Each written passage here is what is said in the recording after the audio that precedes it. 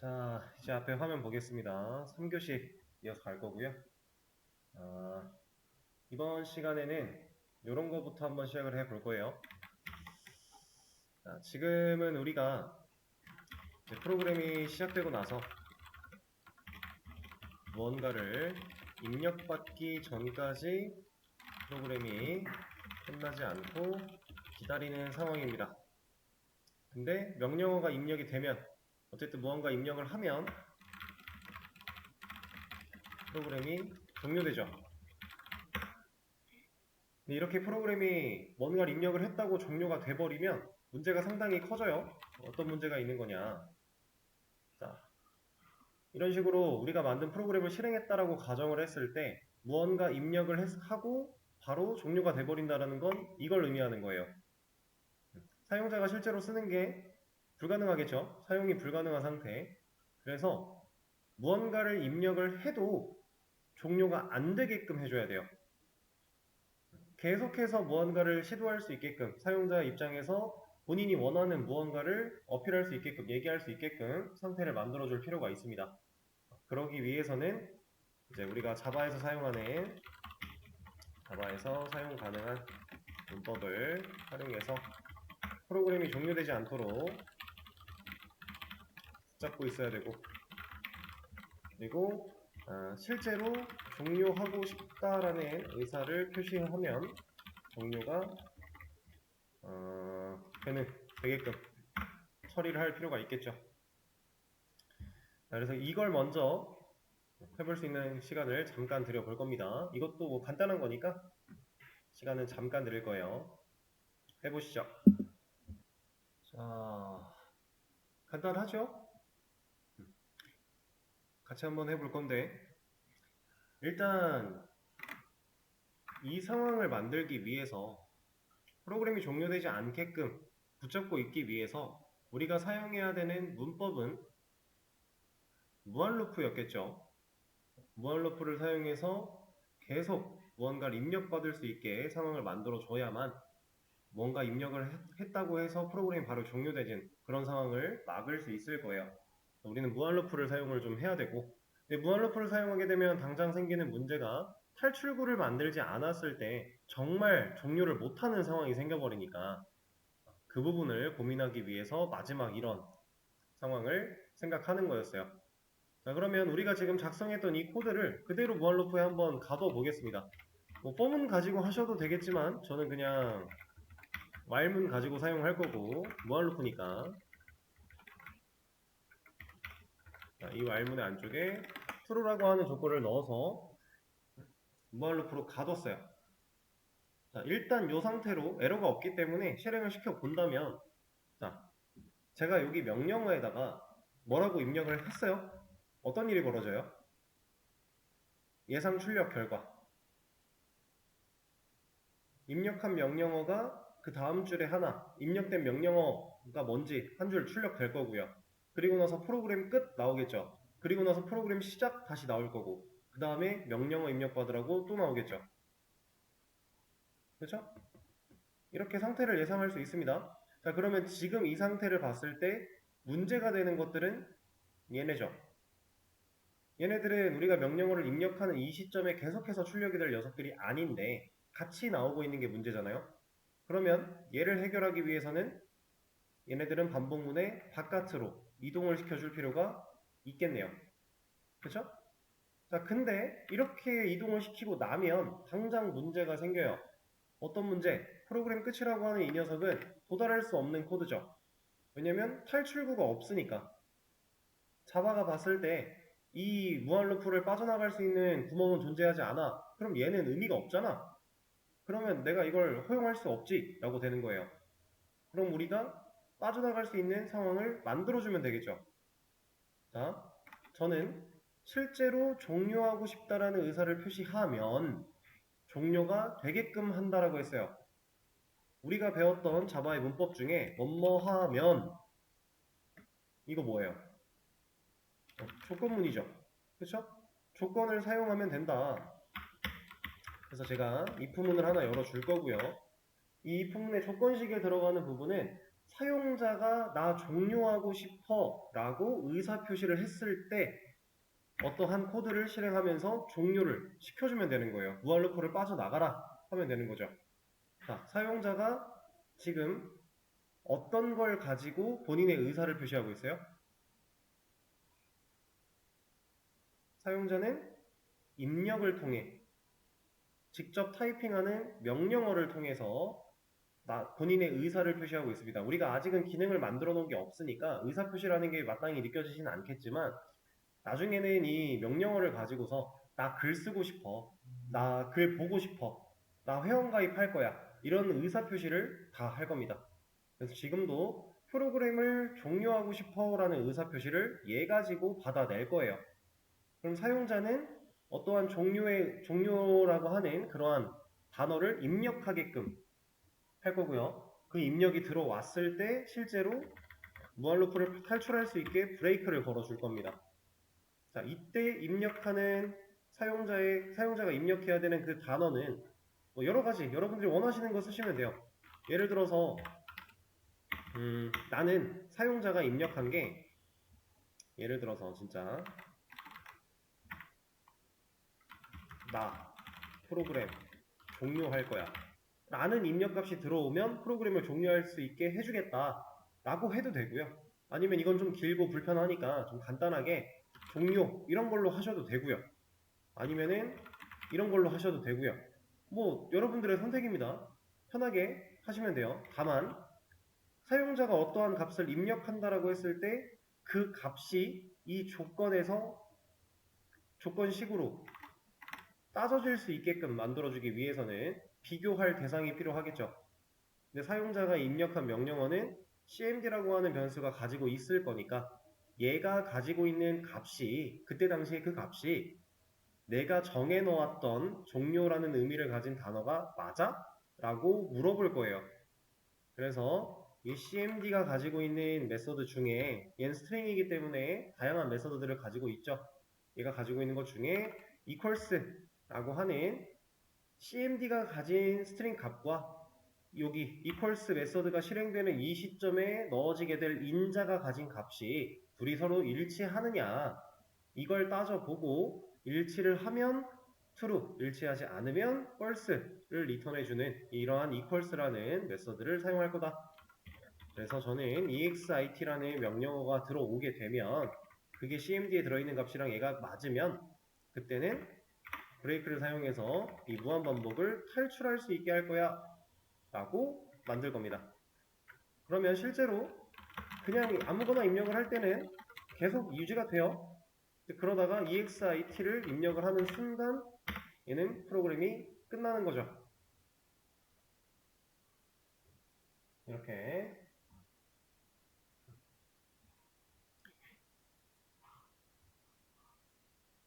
자 여기서 이제 equals라고 하는 이 녀석을 사용하는 이유 간단하게 하나 보여드릴 건데 이거는 그냥 화면 보시면 돼요.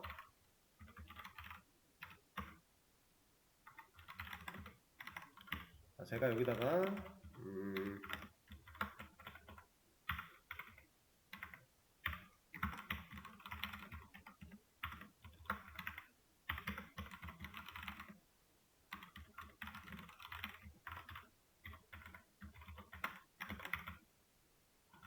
코드를 이렇게 좀 적어 볼 겁니다.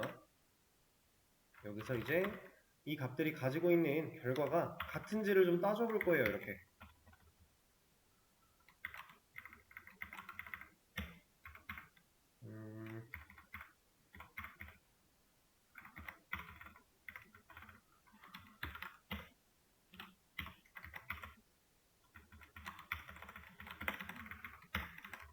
자, 일단 가볍게 이 정도 먼저 판단을 해 볼 건데 자, 스트링이라고 하는 이 타입은 우리가 자바에서 문자열을 다루기 위해 많이 사용하는 데이터 타입이죠. 기본 자료형 타입 8가지에 포함되는 녀석은 아니어서 참조형 타입이지만 우리가 기본 자료형 타입을 쓰는 것처럼 1차원적인 값을 넣을 수 있게끔 만들어진 녀석이었어요. 원래라면 참조형 타입한테 이런 데이터를 넣는 건 불가능하죠. 참조형 타입을 사용했을 때는 항상 객체 형태의 데이터가 들어가야 돼요. 그래서 new라고 하는 키워드 같은 게 들어갔어야 되는데 보통 그런 식으로 만드는데 스트링은 자바에서 유일하게 참조형 타입 중에 이렇게 1차원적인 값을 직접 넣을 수 있는 녀석입니다. 좀 특별한 녀석이죠. 근데 이 녀석도 결국에는 참조형 타입이기 때문에 객체를 만들어내는 게 가능해요. 근데 이렇게 만들어낸 이 객체가 결국에는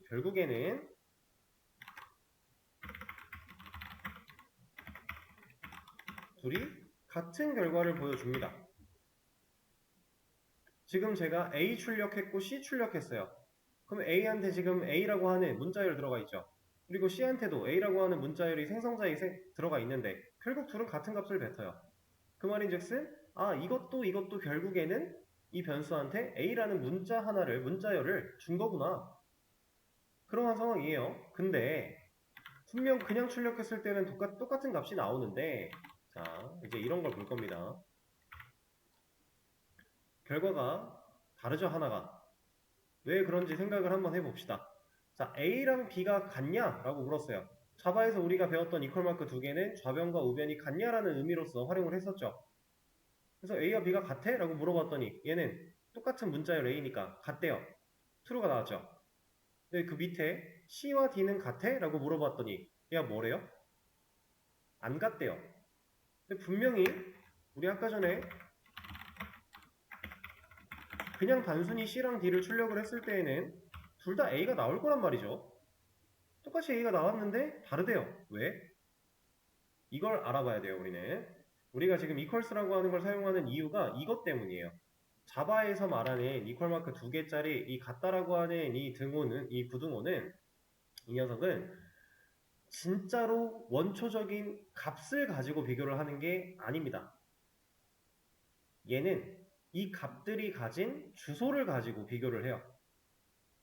그래서 여러분들이 옛날에 자바 공부하실 때 뭐 스태틱에 대한 얘기를 좀 들어보셨을 텐데 스태틱이 아니라 그 메모리 영역에서 뭐 스태틱 영역, 뭐 스택 영역, 힙 영역 이런 것들에 대해서 간단하게 들어보셨을 텐데 자, 이렇게 만들어진 변수들은 스택이라고 하는 영역에 저장이 됩니다. 그리고 이렇게 만들어진 1차원적인 값들 또한 스택이라고 하는 영역에 저장이 돼요. 근데 이렇게 만들어진 인스턴스, 객체들은 힙이라는 영역에 저장을 해요. 그리고 이 힙에 저장된 객체들은 각각 다른 주소를 가지게 돼요. 근데 아까 전에 스택에 저장이 된다라고 했던 이러한 1차원적인 값들은 값이 같으면 진짜로 같은 녀석이면 얘네들은 주소를 하나만 가지게 됩니다. 우리가 뭐 int a한테 10을 넣어놨어요. int b한테도 10을 넣으면 a와 b는 같다가 가능해요. 왜냐면 얘네들이 가지고 있는 10이라는 값은 하나의 주소이기 때문에. 근데 인스턴스들은 각각의 주소를 다르게 가지기 때문에 주소값을 비교했을 때 같다가 나오지 못하는 겁니다. 그래서 얘는 지금 false가 나온 거예요. 근데 equals를 비교한다 라고 했을 때에는 A와 B가 같냐? 라고 물어봤지만 같대요. true가 나왔죠. 근데 C랑 D를 equals로 비교하니까 얘도 같대요. 실질적으로 스트링 타입에서 진짜 순수한 값 가지고 비교를 할 때는 이 equals라고 하는 메서드를 사용해야 된다라는 거예요. 그래서 우리가 지금 여기다가 equals를 사용하지 않고 만약에 이렇게 하게 되면 얘는 올바른 검증을 못한다라는 겁니다. 자, 보세요. 안 끝나요. 조건 검증에서 참을 만나지 못했다라는 거예요. 이해되실까요? 이러한 이유 때문에 스트링 문자열을 가지고 어떤 값비교 검증을 할 때는 확실하게 상황을 판단해서 equals를 써야 될 타이밍에는 equals를 그냥 equal 마크 두 개를 써도 되는 타이밍에는 두 개를 이런 식으로 활용하시면 된다. 근데 아마 스트링을 사용하는 순간에 값비교를 할 건데 equals를 안 써도 되는 상황은 그렇게 많지 않을 겁니다. 스트링 타입은 좀 특별하기 때문에 이제 기본 자료형 타입 8가지들은 다 이거 가지고 해도 괜찮아요. equals 같은 거 애초에 없어요, 메서드가. 근데 스트링은 특별하니까 이렇게 생각을 좀 해야 된다. 그리고 지금 제가 같은 형태로만 비교를 좀 했었는데 이것도 하나 보여드려 볼게요. 어차피 A, B와 D는 없어도 이거 두 개만으로도 판단이 가능하니까 자, 이거 어떨 것 같아요? 결과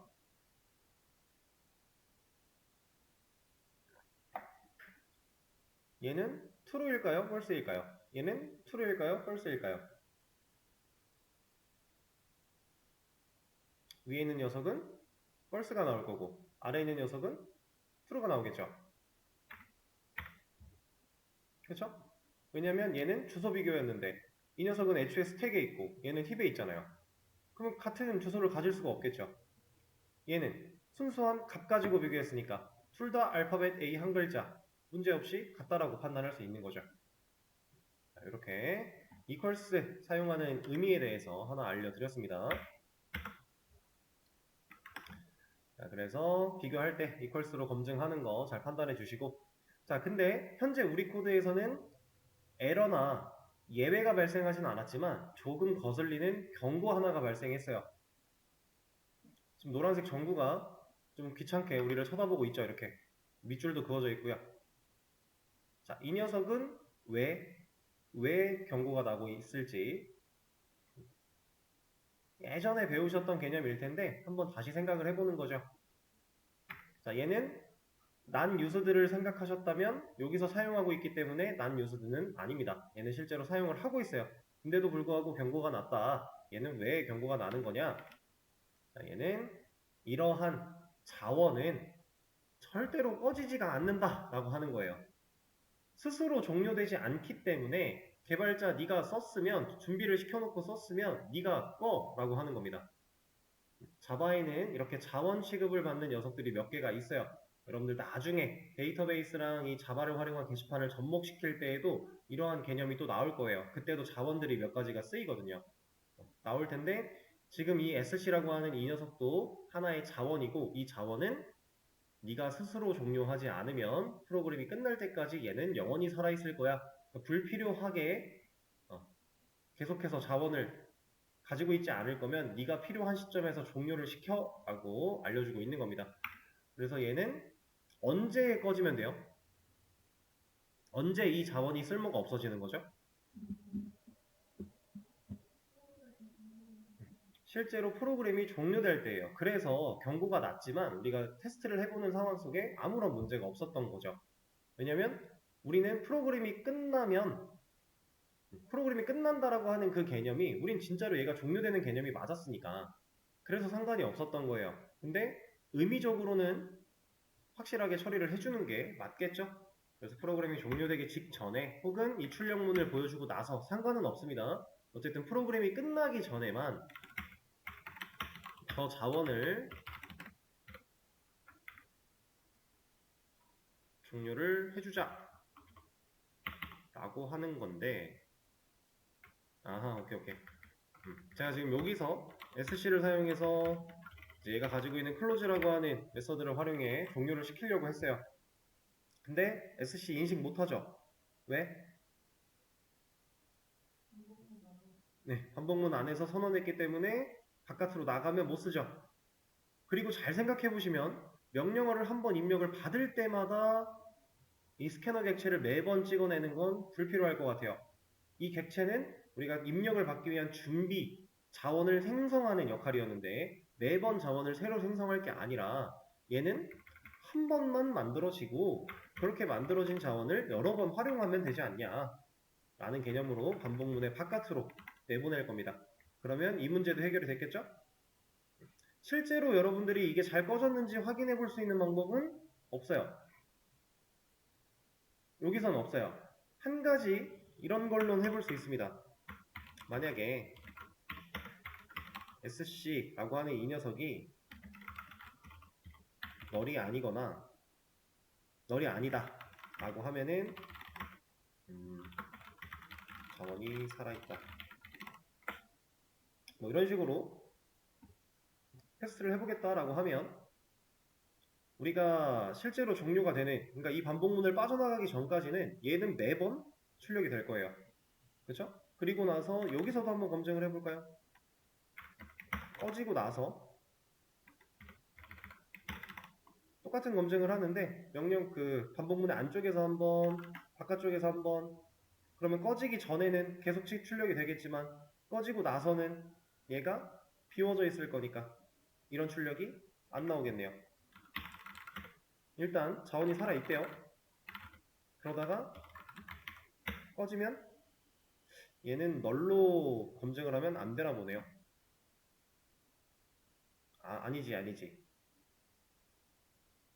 그치. 이게 맞죠? 널로 검증이 잘 된 겁니다. 왜냐면 얘가 출력이 된 거죠, 마지막에. 이거를 헷갈리니까 이걸 없애고 이렇게 보죠. 여기서는 자원이 살아있다가 한 번도 안 나오다가 EXIT 하면 뭐야? 꺼지고 나왔는데 여기서 나왔네요. 그러면 나온 거네. 그럼 널 검증이 아닌가 보네요. 이게 아마 한번 보여드릴게요. 이거는 액체 자원.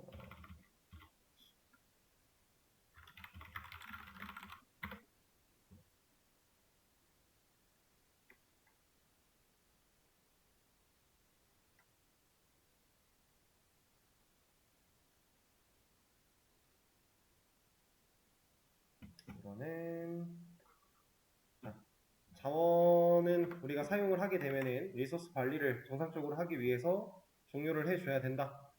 그래서 우리가 하나 입력을 한 것까지 지금 진행을 했습니다. 이제 나중에 여러분들 제가 아까 전에 말씀드렸던 데이터베이스와 접목을 하는 시점이 되면은 그때도 사용하는 자원이 몇 가지 있다라고 했어요. 그때 사용할 자원은 커넥션이라고 하는 녀석이랑 prepare statement 라고 하는 녀석이랑 뭐 result set 이런 녀석을 다루게 될 겁니다. 이거는 뭐 나중에 배우시겠지만 JDBC라고 하는 녀석을 사용하기 위해서 그 안에 같이 들어있는 개념이에요. 근데 이것들 좀 새로운 게 많이 튀어나오는 것처럼 느껴질 텐데 그때 가서 실제로 다룰 때에도 별로 걱정하실 필요는 전혀 없어요. 왜냐면 우리가 얘네들을 사용할 때 직접적인 타이핑, 직접적으로 코드를 작성해야만 쓸 수 있는 게 아니다. 우리는 실제로 코드를 직접 작성할 게 많지가 않아요. 이렇게 저 아까 전에 말씀드린 커넥션, prepare statement, result set 이런 녀석들을 쓸 때 검색하고 복사해서 붙여넣기 할 겁니다. 그리고 우리 상황에 맞게 일부만 수정할 거예요. 나머지는 안 건드릴 거예요. 그런 식으로 사용할 수 있게끔 딱 쓰는 방식이 정해져 있어요. 얘는. 그러다 보니까 좀 새로운 게 튀어나와도 걱정하실 필요는 없다. 그리고 그렇게 쓰는 방식을 우리가 끝까지 계속 고수를 해서 나중에 스프링부트에서도 그렇게 쓴다 이런 게 절대 아닙니다. 기본적인 사용법은 한번 알아보는 거고 그리고 나중에는 다른 방식 훨씬 더 편한 방식으로 사용을 할 거니까 그렇게 알아주시면 돼요. 어쨌든 자바에서는 생각보다 다양한 리소스가 존재를 하고 그런 녀석들을 다룰 때에는 리소스 관리를 잘 해주셔야 된다라고 말씀을 드릴게요. 그러면 시간상 다른 진도를 더 나가긴 어려울 것 같으니까 내일 이런 거 할 겁니다. 내일 금요일이죠? 내일은 현재 우리가 작성한 코드를 두세 올려서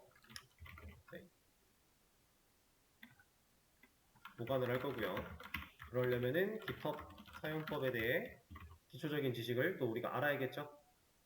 그걸 하기 위해 뭐 설치해야 될 프로그램이 있으면 설치도 진행을 할 거고 같이 이제 명령어 같은 거 입력하면서 깃에다가 코드를 올리는 방법 알아보도록 할 겁니다. 그리고 당연히 이제 기능들을 하나씩 만들어 나갈 거다. 자, 우리는 게시판이라고 하는 걸 만들 거다 보니까 당연히 게시물 관련된 기능들부터 하나하나 시작을 좀 해볼 거예요. 그러다가 게시물 관련된 거 다 끝나면 회원 관련된 기능 같은 것도 만들어 볼 거고 아마 기초 언어 자바 마지막에 이런 게시판 만들기를 해보셨던 분들은 그때 했던 것보다는 조금 더 심화적으로 내용이 들어가게 될 거니까 초반 부분은 배웠던 걸 또 하게 되면 좀 쉽게 느껴지겠죠? 그 쉬운 상태를 끝까지 유지할 수 있게끔 잘 파악을 해주시면 좋겠어요. 자, 그럼 오늘 일단 첫날은 이렇게 마무리를 하도록 하죠.